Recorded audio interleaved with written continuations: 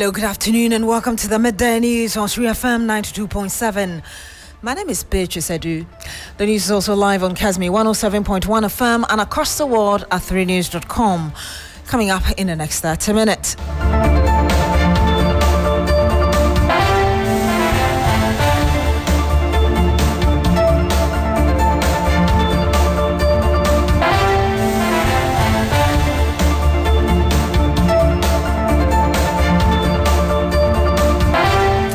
Lawyers for Old Tafo MP Vincent Asafwa want President Mahama to halt his consultation with Council of State in attempted removal of the Chief Justice until the Supreme Court deals with the injunction application.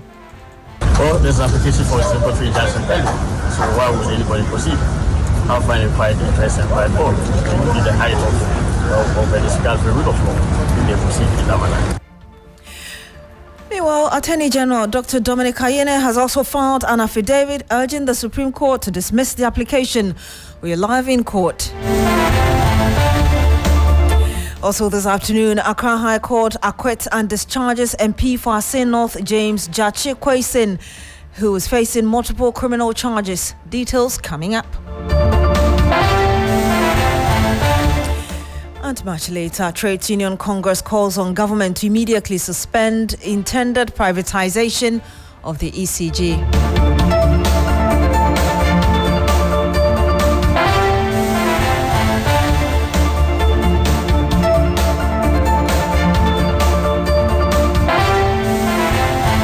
Thank you very much for joining us this afternoon. Now, lawyers for Old Tafo MP Vincent Asafwa say they expect President John Mahama to halt his consultation with the Council of State until the Supreme Court deals with the injunction application. The legislator is in court insisting the ongoing process is triggered by 3 petitions, all seeking the removal of the Chief Justice Gertrude Saki Tokono, cannot proceed because the Chief Justice was not given a fair hearing before the consultation started. My colleague Sistus Donwulo is in court. He'll be joining us very shortly. But let's listen to Godfrey Dame, immediate past Attorney General, speaking on this matter. Well, he has some reservations about this whole process. Listen. Of exposing the hearts and desires of men. The Lord has an interesting way of exposing the hearts, the true desires of men. And indeed, it's been evidence in the affidavit filed by the Attorney General. They did not intend to accord any right of hearing to the Chief Justice until the matter was filed. And they indicated it in the affidavit. So it's quite clear. Okay, I'll leave it at that. The merit determined by the court will argue in court. Thank you. The question is that you are trying to halt the consultation process that are ongoing. While the case has not been fixed for hearing yet, there is a possibility that that consultation process could come to a conclusion. Is that not what you are trying to halt? Well, there's an application for a simple injunction pending. So why would anybody proceed? How fine a quiet interest and quiet vote? It would be the height of any scarcity rule of law if they proceed in that manner. So as far as you are concerned, you expect the president to halt the consultation with the Council of State while this is pending? It is not my expectation. It is the expectation of the law. The law expects that such regard for due process be observed. And so it will be actually a confirmation of the disregard for the rule of law. And I think that you should see the affidavit filed by the Attorney General. And you had the immediate past Attorney General Godfrey Dame. Sistus Donwulo is my colleague in court. He joins us live on the phone. Sisters, if you can hear us, we understand that hearing could not take place because state attorneys attended a symposium. First off, can you tell us more about this? That is true, Beatrice. When the cases that involved the Office of the Attorney General were called in court today, indeed all the cases that involved representation from the Office of the Attorney General, the presidents of the panels announced at each point that the Attorney General had served notice through the Chief Justice, and indeed with the approval of the Chief Justice, that the office and its attorneys would not be available to attend to the court within this period because of a workshop that they have. And so all the cases that have needed to get some responses from the Office of the Attorney General could not be heard because the lawyers at the Office of the Attorney General are engaged in that particular workshop. Beatrice. What happens next?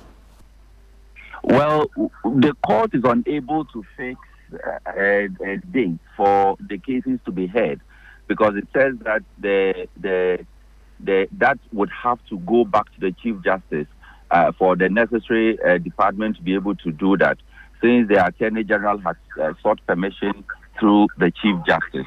And so until we get the new date fixed for these cases that have been listed, including the ones that are asking for an injunction on the processes leading to the removal of the Chief Justice, we will not be able to know or to tell exactly when the courts will be called upon to hear these applications. From what the president of the court, her ladyship, Professor Henrietta Mensah Bonsu, said, these are matters that are beyond them. There are indeed two cases. One that is filed by the Honorable Vincent Safwa Ekor, and another by a second person. But both applications could not be heard because the representation from the Office of the Attorney General was not in court. Now, curiously though, Beatrice, when this particular case was called, the one led by or instituted by the Honorable Vincent Ekor, there were two lawyers from the Office of the Attorney General, a state attorney led by a senior state attorney, who announced themselves, and as is the practice of the court, or when the case is called, the lawyer that is representing on that particular case would announce himself. And so the lawyers announced themselves and said that they had been sent by the Attorney General out of respect to the court, to inform the court, even though there's already notice from the Office of the Chief Justice that the Attorney General's lawyers would not be available to attend to these cases. Well, that was something that the president of the court made some remarks that threw the court into some laughter. The lady, Professor Justice Henrietta Mensah Bonsu, said that, well, you have been sent to come and tell us that you will not be coming to court. That was a light-hearted moment in court where everybody went into laughter. But the lawyer for the Honorable Ekor did not laugh over this matter. He noted that even if it is a case that all the lawyers at the Office of the Attorney General are engaged in a workshop, and for that reason they are unable to show up in court, the Attorney General himself is there and could appear in court to handle these matters. So he is wondering why the Attorney General is not in court, and because of that, the cases could not be heard. The second point he made was that, look, even if you say that the lawyers are unavailable, you've been able to send two lawyers to come to court to tell the court that they are unavailable. So why not let those two lawyers handle the case since they are already in court? But these are matters that the president of the court said, well, were not within their authority, and so they could not speak to them or address them. And so they deferred all other matters to a later date when a date is fixed for the matters to be heard. Thank you so much, Sister Don Wulo. He's my colleague in court, a senior producer here as well. Well, if you're just joining us, here's a recap of the AG affidavit against injunction application by lawyers of Ekor Vincent Safwa in relation to the attempted removal of the Chief Justice Gertrude Torkornoo. AG is opposed to the applicant's prayer for an order of injunction pending the determination of the matters in the substantive suit. Neither the Constitution nor case law properly considered requires the president to take a response from a CJ before the determination of a prima facie case. So that's the current Attorney General Dominic Ayine talking there. And then he goes on to say, even if such a requirement exists, neither the Constitution nor case law requires the president to take a response from a CJ before transmitting a petition to the Council of State. Also, there be no such duty or obligations on the president to take a response from a CJ. No right or legitimate expectation accrues to a CJ in respect of which an order of interlocutory injunction may be founded.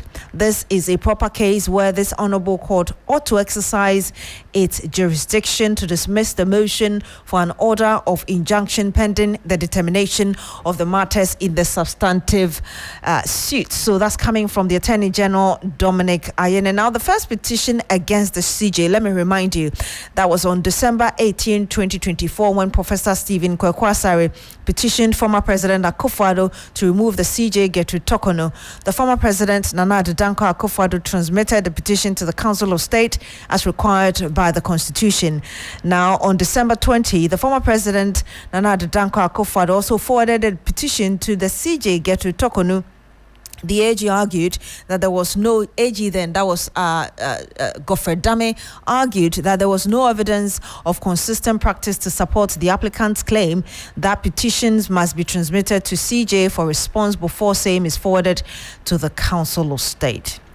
Now, Accra High Court, we're still staying at the courts, has acquitted and discharged Member of Parliament for Assin North, James Gyakye Quayson. He was facing charges including deceit of public officer, forgery of passport or travel certificates, knowingly making a false statutory declaration, and perjury and false declaration for office. Lord Edwasare is our court affairs correspondent. He joins us live on the line. Lord, we know that his lawyers, as in Gyakye Quayson's lawyers, including Chachi Chikata, submitted a case, hence as in a no case, and therefore his acquittal. Can you bring us an update as regards how this whole thing went? Bishop, can you come again? I was asking you to bring us how things unfolded in court today after Chachi Chikata submitted a no case. Right, so in her ruling, the presiding judge in the matter, Mary Yanzu, indicated that the prosecution could not establish enough evidence against the Member of Parliament for Assin North, James Gyakye Quayson. One of the things, or two cases actually, were before the court. Now, the prosecution was indicating that James Gyakye Quayson, prior to the parliamentary elections in 2020, had used false documentation to file the nomination. Again, they indicated that he had used, at the time he applied to run for MP for the area, he had dual citizenship. But in her ruling and the evidence presented by the prosecution, as well as what the witnesses for the prosecution used, the judge held that there were a number of inconsistencies. And then as far as the passport and then the dual citizenship case was concerned, James Gyakye Quayson applied to renounce his Canadian citizenship as far back as December 2019. And so it cannot be the case that he had an intention to sort of be dishonest and then deceive the electoral officers and by extension the officers regarding the whole electoral matter. And so considering everything, the judge dismissed all 5 charges against him and indicated that not enough evidence or prima facie had been established to hold him to it, and so he was acquitted and discharged basis. And I know Chachu, as in Gyakye Quayson reacted. Can you tell us briefly before we hear from him exactly what he said in his reaction? Well, he was very pleased with the outcome. He indicated that from day one he knew that he had very clear intentions. He's a very honest person, and because of the love of his people, that's why he tried to renounce it. And so he knew that the prosecution did not have a case and it was just an issue of being targeted. It's almost expected because, you see, when a man is innocent, no matter what you do, it will be pronounced as some later. They were for persecution. They were trying to prosecute, but this is a court of law. That's the difference between prosecution and persecution. And I'm very proud that Our Lady Justice, Mary, I was going to tell her in the courtroom, but I mean, the rules doesn't allow that. I was going to tell her she's a very decent human being, and more blessings for her. Thanks to God, thanks to all these people behind me, family, friends, my dear sister here, Member of Parliament. We're all in this together, and I think this is a day for Assin North. Justice for Asin North and justice for Ghana. Stand up on me. So I will release, if you are more interested, I have an article, a short brief article. I can give it to you guys to go and put your own thoughts together, whatever portion you want to release, all of it or part of it. That's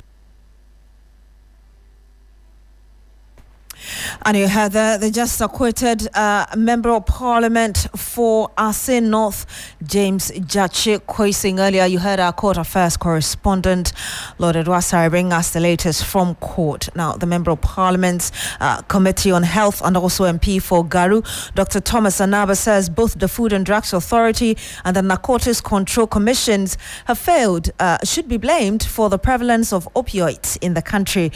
Speaking on TV3's Agenda with me last night, Dr. Anaba said that there is a system failure in Ghana's quest to ameliorate the opioid menace. Food and Drugs Board is supposed to ensure that no one sells any drug in the country that is not lawful, that is harmful to the people. If it is being sold, who is responsible? Is it the chief in my village? No. It is Food and Drugs Board who is to ensure that he brings new bills to Parliament to pass laws that would help them protect the public from taking drugs that would harm their lives. That is the duty of the Food and Drugs Board. So to me, if I say the system has failed, yes, the system has failed. And we need to up it up to ensure that we minimize it or abolish it completely. You go to over-the-counter, those OTCs. Yeah. You can even buy antibiotics. Yeah. And they are not supposed to sell antibiotics. They're supposed to sell food supplements. Yeah. You go to some of them, you can buy an opioid. But shouldn't the pharmacy That is where the regulation is failing. That is where it's failing. If they are failing and they think that they have less resources to be able to implement, they should write to Parliament that we need this and this and this. Let's change the policy this way. And you heard that the Member of Parliament for Garu, who is also a Member of Parliament's Committee on Health. Well, Dr. Thomas Anaba has also hinted that the Committee on Health, a committee he's part of, would deliberate on how to support regulatory agencies to effectively address the opioid crisis in Ghana. We have heard the public outcry about the easy accessibility of opioids everywhere in the country. What I think that when we meet, possibly the committee might have to look at this, because it's part of our responsibility to protect the public, to play an oversight responsibility, to ensure that if there are lapses, then we can call on to the agency that is involved, that is supposed to regulate this, the Food and Drugs Board. If they need to come out with a new policy that will require resources, human resource, whatever, we provide it to them. And you had the Member of Parliament for Garu and also a member of the Health Committee of Parliament, Dr. Thomas Anaba.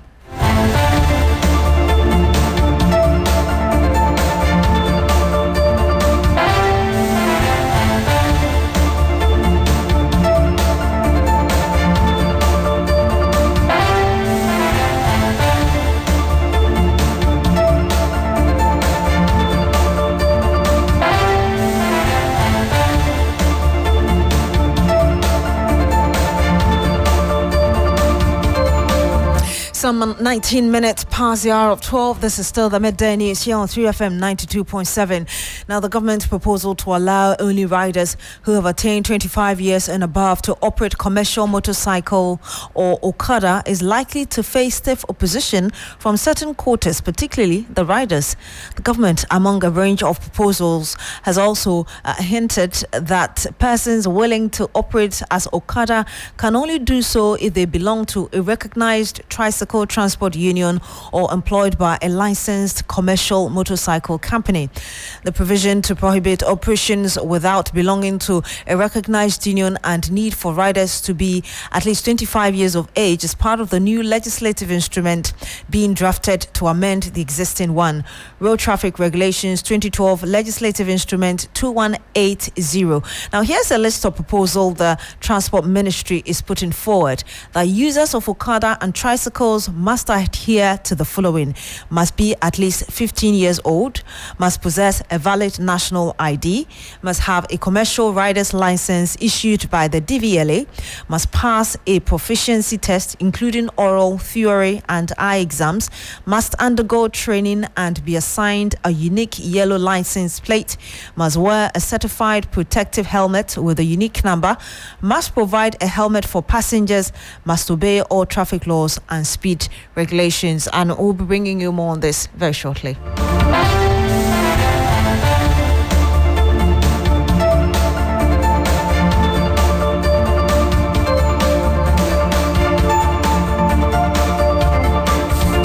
We'll bring you more on that. Ahead of that, Labour expert Dr. Austin Game says the decision by the president to suspend post-pension contract will not be revoked. Speaking on TV3's New Day, he said the decision is an administrative implementation of a law that is already in existence.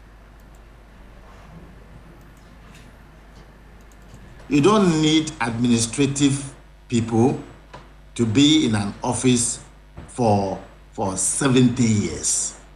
And Ghana, as I know it, and as a consultant working for both public and private companies, I can guarantee you that very few people you can get who will not be putting themselves in front. Well, the level of interest, of people's personal interest in disrupting systems through corruption and rest, if you keep them in one place for too long, it's not the best.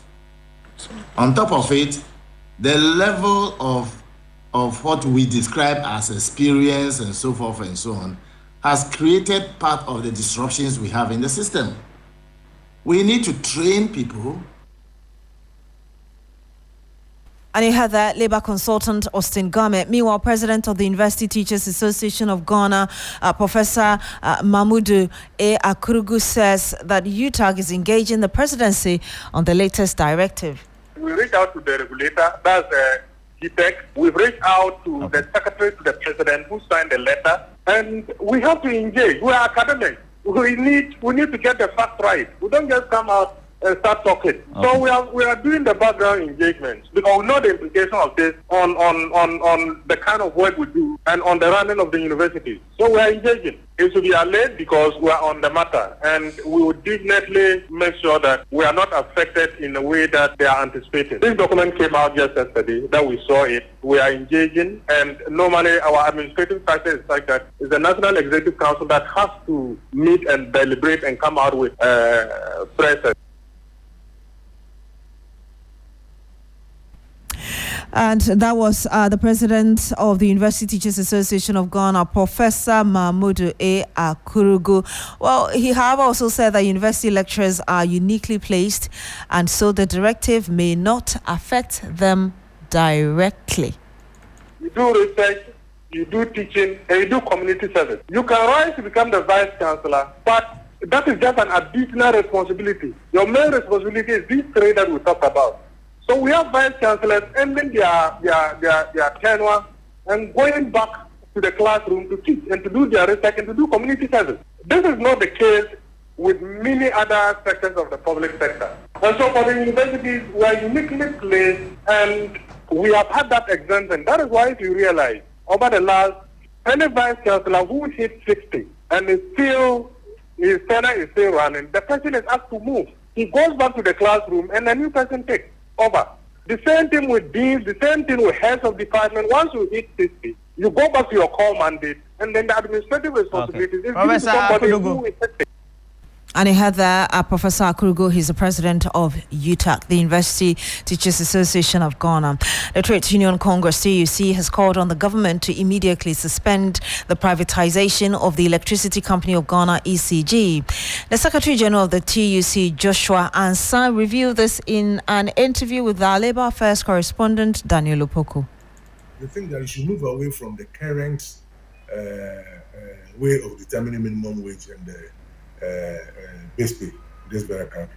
We think that what we need to begin discussing, we need to do, is to think about how do we get to the living wage, which takes care of a family of about 4 As for minimum wage, it's nothing to write home about. But we think that there must be some mechanism in place that begins to talk about minimum wage. How do we get there? The tripartite committee should begin thinking about that.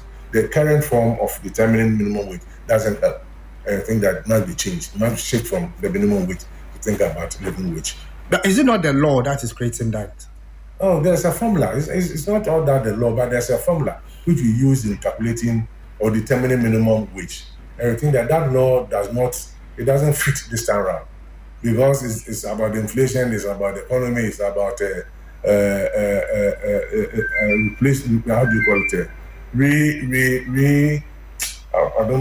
I don't get a word to use to replace the lost value of the minimum wage. We think that all these factors doesn't work for now.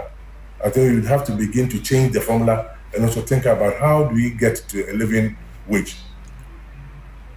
But General, would you say salaries are okay for work? No, please, it's not.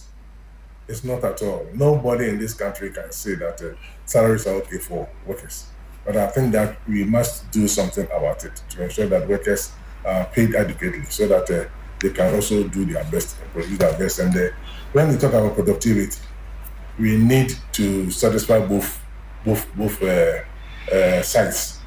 Workers might be satisfied, employers might be satisfied, government might be satisfied. If all these three parties are well catered for, I think that productivity will begin to grow in this very country.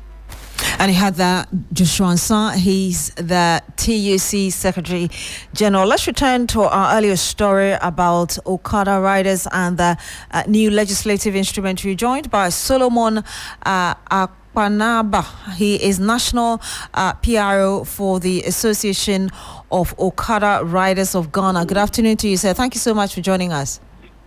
You're welcome. I hope I got your name correctly. So what we are learning is that those who are currently using Okada for commercial purposes are unhappy with the details of the legislative instrument. Is this something you're aware of? Please, can you kindly say it again? I'm saying that your members are not happy with the new legislative instrument or the rules that will guide and guard the operations of Okada riders moving forward. Is that something? Not all the rules, only the first one, which says that one must attain 25 years of age before he go through the process to be accepted as a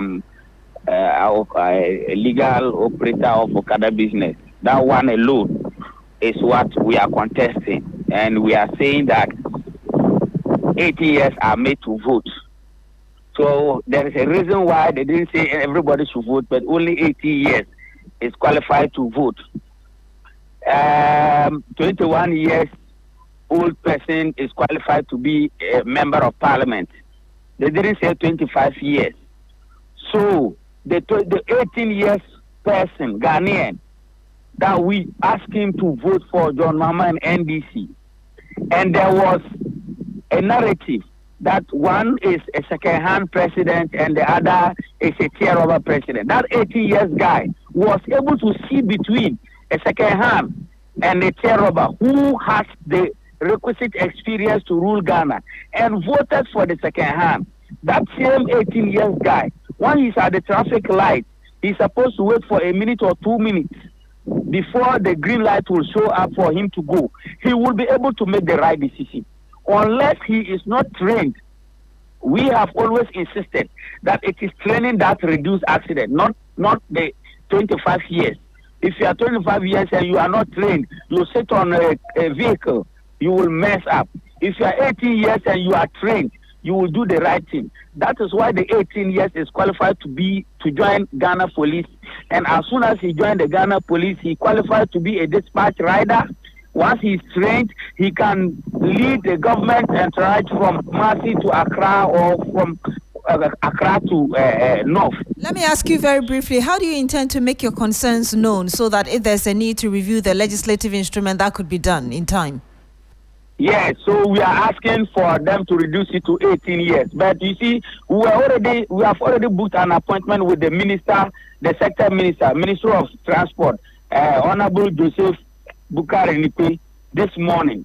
So I was on my way to his office while granting interview to other media stations, expressing our revulsion against that 25 years cutoff.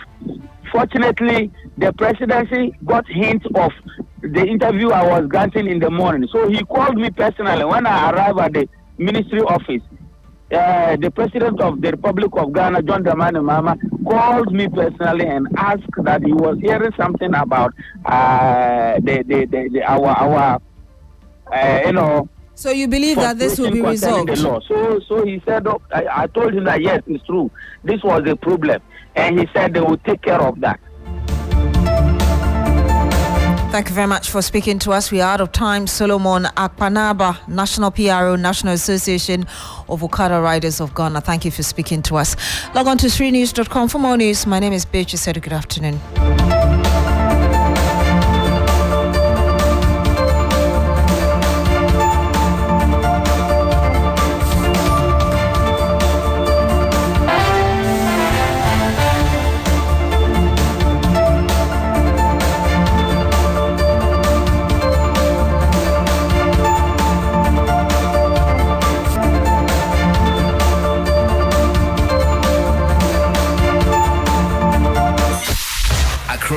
Ghana, Africa, and worldwide.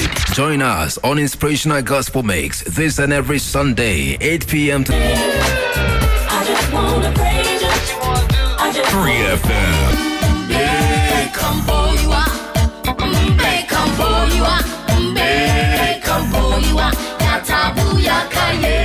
What is your favorite scripture? Well, my favorite scripture is Romans 8:28, and it says, all things work together for the good to them that love the Lord. Kwame, that is absolutely my favorite scripture. Yes, your Inspirational Gospel Mix, a moment to get inspired with the best of inspirational songs and interviews to get you prepared for the new week. Every Sunday, 8 p.m. to 10 p.m. with me, your big brother, Kwame Adu, mixing G, mixing gospel. You can't miss it. You are blessed as you listen. 3FM 92.7.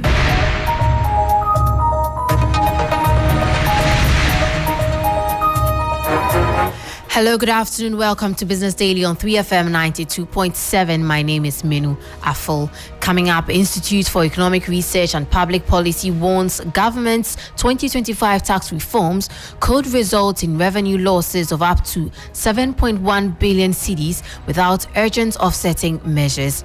Also, Finance Ministry establishes compliance desk to enforce upgraded Public Financial Management Act as it vows to sanction non-compliant entities. And a new report warns Ghana risks losing $500 million in revenue from domestic lithium refining. We'll bring you details of that. Please stay with us.